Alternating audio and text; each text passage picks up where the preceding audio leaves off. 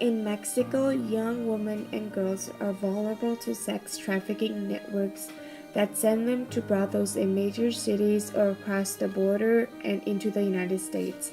Poverty, corruption, and drug wars contribute to sexual slavery in Mexico. Most of those businesses are controlled by gangs. The gangs will rob, beat, and rape vulnerable women and force them to work as prostitutes, or they will threaten or harm their families. Men also lure women and girls by deceptive romantic relationships. Then their boyfriends will exploit them and threaten their families as well.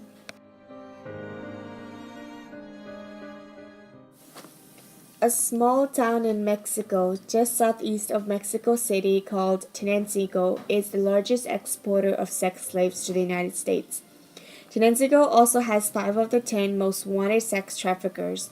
Tenancingo's economy is based on sex trafficking. Families in that town are in on scamming vulnerable women and exploit them.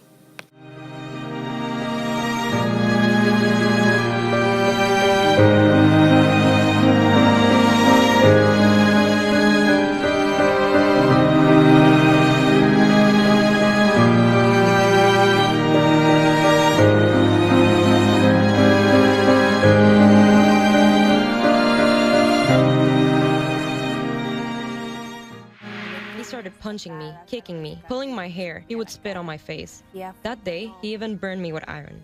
She was forced to prostitute for 4 years with never a day off. She says her pimp trafficked her across Mexico, demanding she see at least 30 customers a day and keep a daily log of clients.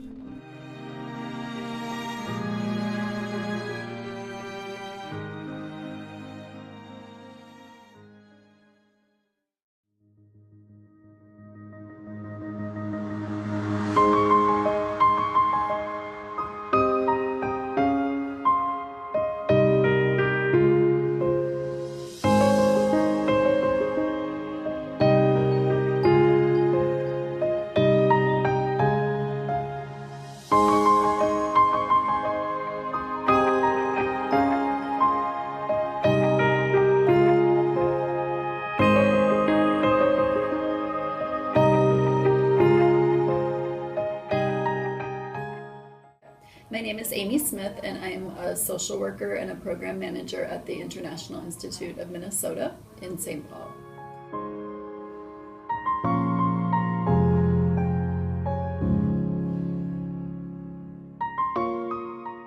So I'm able to help them with all kinds of social service needs, helping them stabilize their lives after the trafficking, after they're rescued from the trafficking situation, helping them find housing, safe housing, helping them with their basic needs, advocating for them and accompanying them if there's some type of legal investigation of the trafficking, and then also helping them connect with immigration legal resources so that they can pursue immigration relief, helping them reunify with their families. And then the other services that we provide, of course, are related to the trauma, are connecting people with mental health services and counseling services.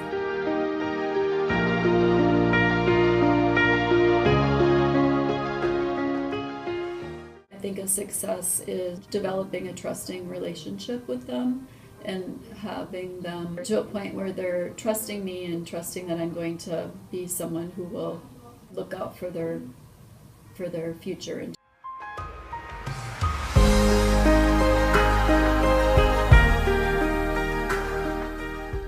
After like 9 months or a year, they're able to put some of those things in place, like getting a job, getting housing, getting immigration status. It propels them into feeling like they're more in recovery from the experience.